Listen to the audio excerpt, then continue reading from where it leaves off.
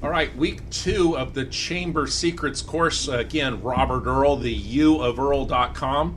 And getting involved with the Chamber is sometimes difficult because you don't actually know where to start. But did you realize that in this secret that there is actually a guide waiting for you?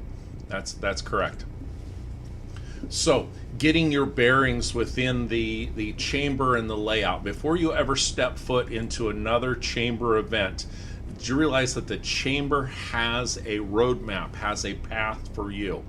And it's an opportunity for you to unlock the keys to the chamber riches. And what you should do is request that a chamber ambassador or a representative, a fellow chamber member, be assigned or ask for them to reach out to you. So reach out to the staff members that are within the chamber, and then get assigned or request a fellow member.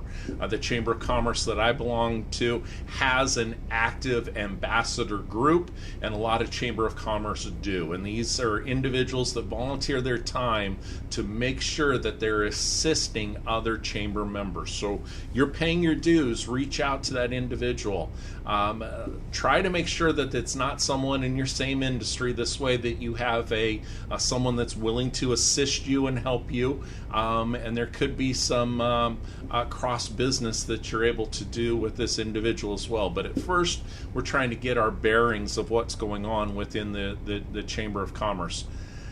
I say that it's a fellow member and not a staff member, and I'll talk about this in just a bit as to the staff turnover, and make sure that it is a actual fellow dues paying member. So this will allow you to get the lay of the land. Who is who within the organization. They can give you a rundown of what your membership includes, and they'll be looking at it not from a membership director standpoint, but they'll be looking at it as a fellow member as to what is actually available, what the next level may include, because you might be missing out on some opportunities that you didn't know about. So this is a great opportunity to have someone to talk with and to go over those particular steps. This individual can also give you a little bit more of an annual view of what's going on. If they've been involved with the chamber for a period of time, I know my fellow ambassadors were looking at what's coming up as to between now and the end of the year, and then also the recurring events that are going on. And this gives a great opportunity for you to start to plan ahead and get a lay of the land of what's going in there. You'll also find out a lot more about what your membership includes as to tips of exposure that's available for you and your business that this fellow member can share with you. What events are coming up or are on a regular basis, and how these members take advantage of these events. How to position yourself within the directory so that you are, again, well positioned. I happen to be in a location that has a lot of tourists that come in. Being part of the directory is very valuable, to be in there, to have the correct information, but also the categories that we show up in there. And then also the online system. A lot of the chambers of commerce are beefing up their online presence as to their membership directory, searchable with the information that's on there. So how do you best position yourself within that online? The other thing that this fellow member can do for you is you should ask them the question, who do you know that I should know? This is a great opportunity for you to find out the ambassador's go-to list as to other industries. These are individuals that have probably, to a degree, been vetted by an individual that's already been active in the Chamber of Commerce. So this will find out in related industries. So for myself, it might be the mortgage, the title, the insurance, to be able to connect with these individuals, but also the secondary types of industries that I'm not directly knowing about, but it could be an employer that's getting ready to bring individuals into town. For my stake in the real estate field, but in retail, again, it might be somebody that you could do a partnership with, those types of things.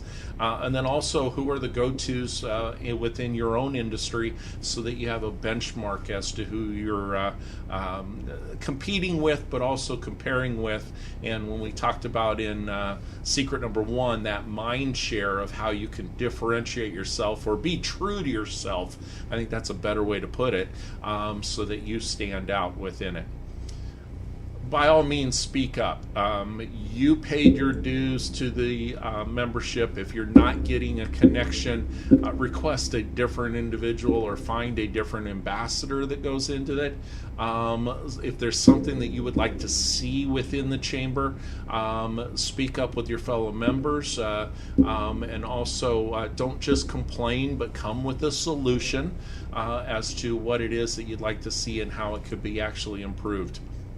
I touched upon this with the staff connections, but let me go a little bit deeper into this. A lot of chambers are running on shoestring budgets. They're doing everything they can to be of value to the community, but as far as bringing on staff, there can sometimes be within the Chamber of Commerce a level of staff turnover.